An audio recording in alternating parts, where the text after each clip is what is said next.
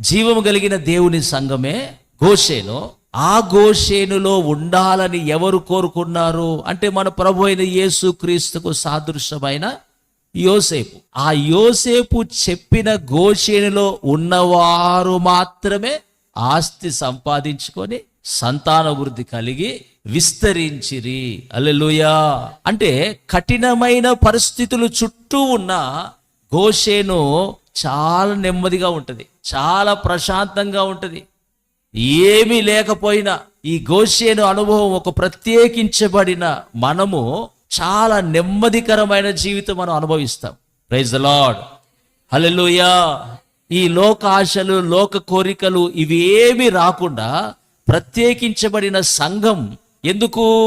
అది యోసేపు కంట్రోల్లో ఉన్నది, యోసేపు నాయకత్వములో ఉన్నది, యోసేపు నడిపింపులో ఉన్నది, యోసేపు పోషిస్తూ ఉన్నాడు.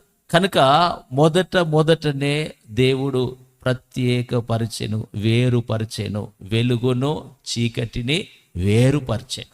అంటే సంఘము అనగా నీవు నేనే, మనము వేరుపరచబడాలి. లోకమనే నీరు రాకూడదు అని మనము కీలు గురించి చూసాం.